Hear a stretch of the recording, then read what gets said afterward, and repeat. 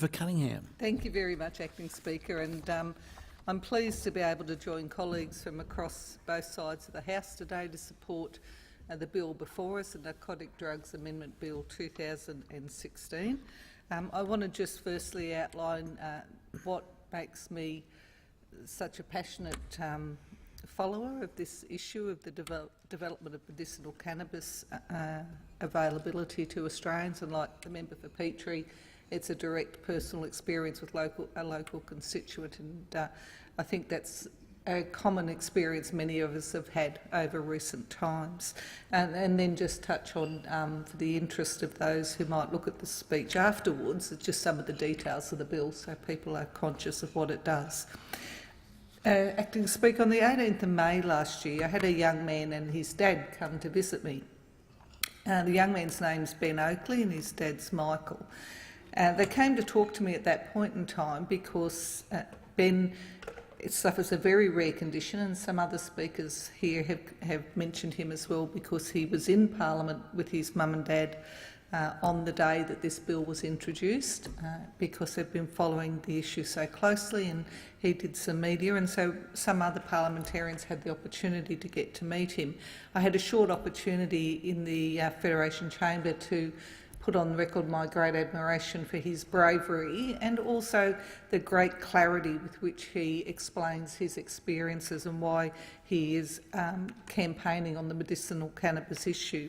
But in May last year, Ben and his dad came to see me because they were organising a fundraising walk to help with some of his costs, and at the time he wasn't using medicinal cannabis, and so that wasn't an issue that was on the radar. It was really just to make me aware of his condition and what he was living with, and to see if I could assist with their fundraising efforts, which I was pleased to do. I want to just use Ben's and his dad's own words in describing their experience, because I think they speak more powerfully than anything I could say. And if people want to follow Ben's story, he has a Facebook site called Roll On Ben Oakley, and it's a very powerful way to get his story out there, and it's, I think, very encouraging how positive he and his family have remained. So Ben's dad on the Roll On Ben Oakley Facebook describes what actually happened to Ben. And these are his words. On the 21st of November 2012, my son, Ben Oakley, collapsed after a cycling training ride. At the time, we all thought that he had pulled a muscle, but this was not the case. Many months of pain and discomfort were to follow without explanation as to what had happened to my fit and active boy. Ben has stiff person syndrome, a 1 in a million neurological disorder. In Ben's case, it affects his mid-spine and has left him in constant pain. It appears that Ben is the youngest person in Australia at this time with this horrible process. Ben has gone from a cyclist and triathlete to a wheelchair for anything more than a very short distance. Please watch the video attached to this post. It is Ben's story in his words. It's very hard to watch. It's harder to live with. Ben has acute full-body muscle spasm. Even amongst SPS sufferers, this is rare.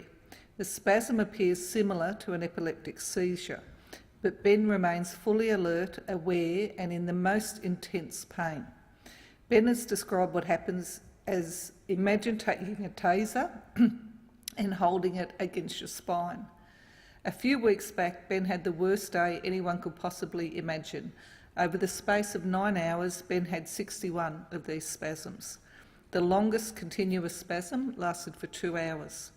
Each spasm is accompanied by not only intense pain, but also huge increases in Ben's blood pressure, recorded at 208 over 190, more than enough to cause a stroke or a heart attack. His body temperature goes very high, recorded at 41.5. A spasm can be caused by a sudden scare, a cough, a sneeze, being upset or emotional, or sudden intense pain. Any movement can and does cause Ben pain, and this obviously could cause him to have more spasms. Ben has gone from an active person who would rarely sit to not being able to make a move without a life-threatening spasm. The only positive thing I can say that has come from this is that the fact Ben is who he is. He always has a smile on his face, he is always up for a challenge and will always go an extra mile for anyone. And he goes on to explain that they were holding the fundraiser to raise charity money.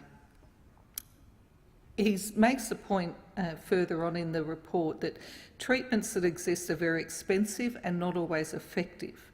We are trying to make not only Ben's life easier, but also others with this rare disease. And their charity is called Drop a Dollar for Rare Diseases, and at that point, as I said, they were working to raise funds. And it was, I have to say, a very moving experience to meet a young man who, you know, in his late teens had been struck down in the way that Ben was, and yet was so profoundly determined to wring the most out of every day that was before him, to try to get back to some sort of normal life. Later last year, Ben and his dad came to see me again, and I invited my colleague, my neighbour, the member for Throsby, to come along, because I knew that in his shadow portfolio he'd been doing a lot of work on the area of medicinal cannabis. And Ben and his dad came along to report to us that Ben had commenced using medicinal cannabis and what a profound difference it had made in his life. On the 16th of December, they updated the Facebook post, and this is what Ben's dad said at this point in time. Still don't know how he does it. Pushing more and more, a little more each time. Something we can all learn from. Ben has attended his usual physical therapy yesterday and broken his own record by a huge 11 seconds, rolling around on the running track at Beaton Park in his wheelchair. If that was not enough, for the first time in over 3 years, Ben went out without his wheelchair. Attending his osteopath in Corrimal, Ben walked in, got on the table, attended his usual treatment, then walked back to the car. This might not sound like much to most people. It is a small victory. But remember that Ben has stiff person syndrome and has been using a wheelchair for 3 years now for anything more than a short distance. Even when he goes out for a walk, he has the chair close by when the pain gets too uncomfortable and he has to sit down. Yes, it remains a painful activity, as most people who live with long-term pain will understand. You have to push yourself to get things done, to live as best you can. The hardest part for Ben is if he ends up in too much pain, he can spasm, and as those who have seen both on this page and personally, this is a horrible process. Ben literally takes his life in his hands by pushing these limits. He goes on. Some might ask how. How do you do it? Medicinal cannabis oil. The change over the last few months has been nothing short of remarkable.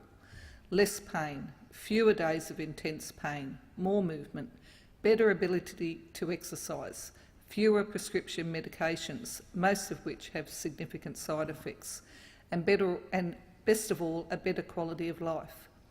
But the treatment which has been Ben's lifesaver remains illegal. This mystifies me.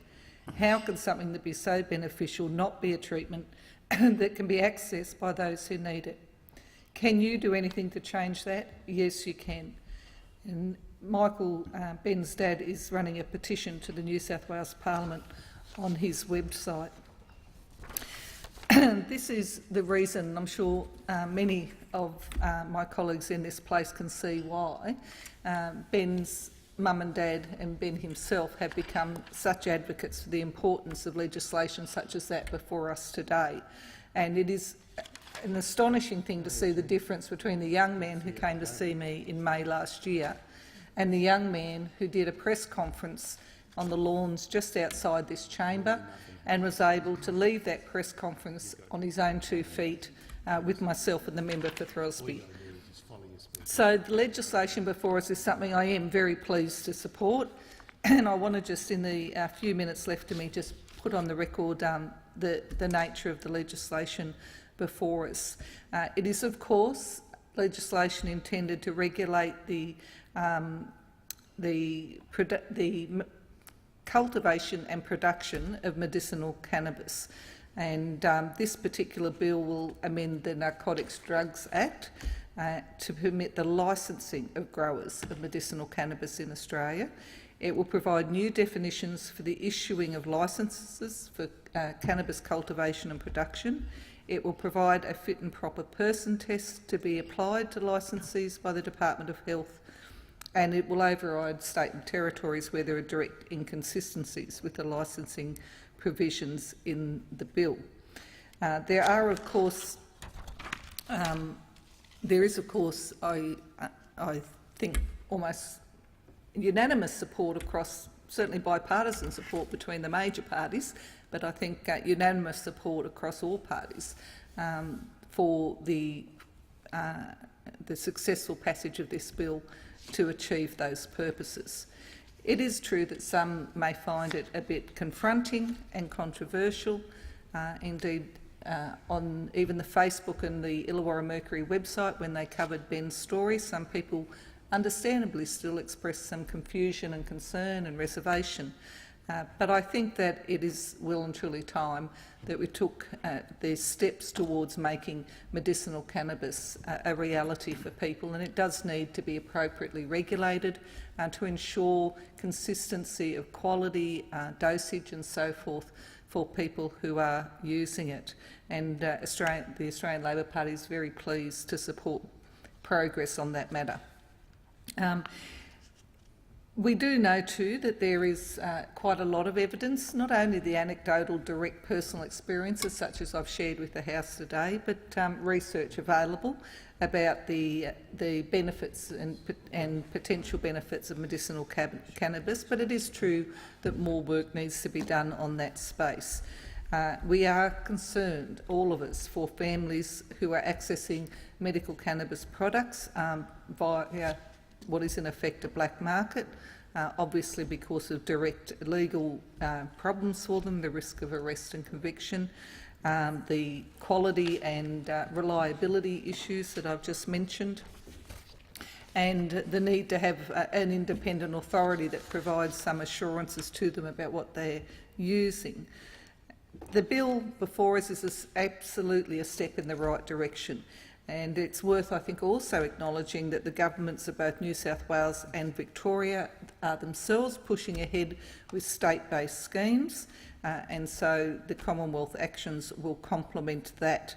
The Victorian Government has committed to legalising access to locally manufactured medicinal cannabis products for use in exceptional circumstances from 2017. The New South Wales Government, who Michael Oakley is petitioning, and I know he's met with my state Labor colleague Ryan Park, the member for Keira, who is also fully behind their campaign.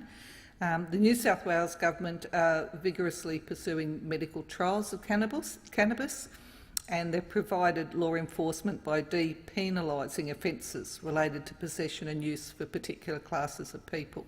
So this is an important addition to that work being done by state governments, being done by families like the Oakleys, and it is important that the Commonwealth does do its part in delivering these outcomes. And so I am very pleased to support the bill before us.